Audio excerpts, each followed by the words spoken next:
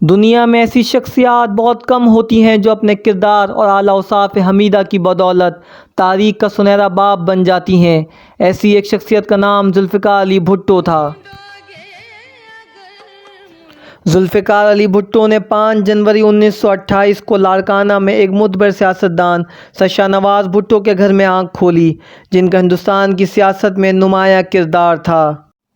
شہید ذوالفقار علی بھٹو کے والد نے اپنے بیٹے کی پرورش دینی اور دنیاوی تعلیم سے کی۔ 6 سال کی عمر میں بشپ ہائی اسکول میں داخل کرایا۔ 1937 میں آپ کا خاندان ممبئی منتقل ہو گیا، جہاں انہیں کینڈرل ہائی اسکول میں داخل کروایا۔ 1947 کے اوائل میں لاس اینجلس کی یونیورسٹی آف کیلیفورنیا میں اعلیٰ تعلیم کے لیے داخلہ دلوایا۔ مزید تعلیم کے لیے 1949 میں برکلے یونیورسٹی آف سٹی سے سیاست کی ڈگری حاصل کی۔ وطن واپس آنے کے بعد کراچی میں جزوی اور قانون کے پروفیسر کا پیشہ اختیار کیا۔ تعلیم و کھیل کے علاوہ تاریخ، فلسفہ، سیاست اور شخصیات پر لکھی کتابوں کا مطالعہ کرتے رہے۔ اس مطالعے نے شہید ذوالفقار علی بھٹو کو انسانیت دوست بننے میں کافی مدد کی۔ ذوالفقار علی بھٹو کی پہلی شادی شرین امیر بیگم سے ہوئی، جس سے کوئی اولاد نہ ہوئی، جبکہ دوسری بیوی نصرت بھٹو کے بطن سے 4 بچے بے نظیر، مرتضیٰ، صنم اور شاہ نواز پیدا ہوئے۔ ذوالفقار علی بھٹو نے سیاست کا آغاز 1958 میں کیا اور پاکستان کے پہلے آمر field marshal general Ayub Khan کے دور حکومت میں وزیر تجارت، وزیر اقلیتی امور، وزیر صنعت و قدرتی وسائل اور وزیر خارجہ کے قلمدان پر فائز رہے۔ ستمبر 1965 میں انہوں نے اقوام متحدہ کی جنرل اسمبلی میں پاکستان کا موقف بڑے بھرپور انداز سے پیش کیا۔ بعد میں سیاسی اختلافات پر حکومت سے الگ ہو گئے۔ بعد ازاں ترقی پسند دوستوں کے ساتھ مل کر انہوں نے 30 نومبر 1967 کو پاکستان پیپلز پارٹی کی بنیاد رکھی، جو اپنے نظریات کی بدولت ملک کی مقبول ترین جماعت بنی۔ 1970 کے الیکشن میں ذوالفقار علی بھٹو نے روٹی، کپڑا اور مکان کا نعرہ لگایا۔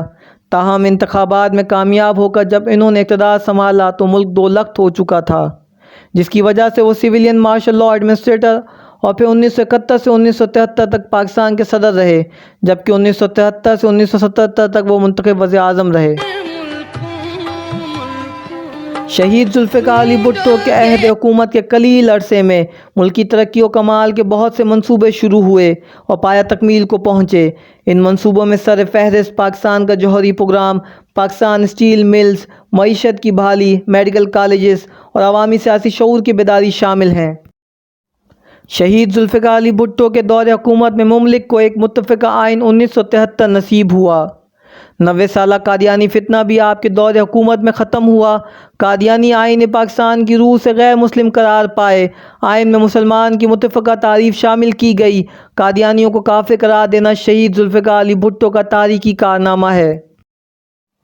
پاکستان پیپلز پارٹی کا دور حکومت ختم ہونے کے بعد 1977 کے عام انتخابات میں دھاندلی کے سبب ملک میں حالات کشیدہ ہوئے، جس کے نتیجے میں 5 جولائی 1977 کو جنرل ضیاء الحق نے مارشل لاء نافذ کیا۔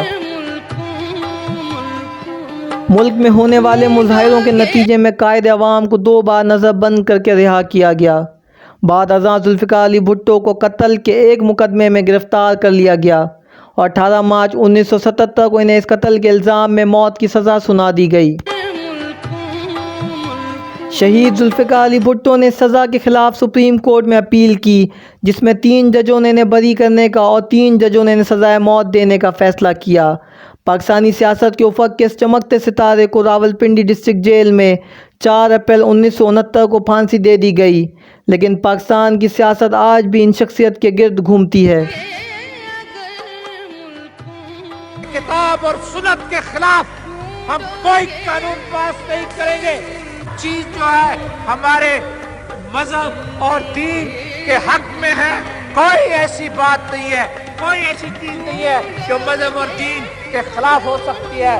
لا حول اللہ کہ احمدیوں کا مسئلہ اسی دور میں 90 سال کا مسئلہ، اسی دور میں آخری فیصلہ اور جو قومی اسمبلی نے کیا ہے، جو 90 سال سے چل رہا تھا وہ اسی وقت میں ہوا۔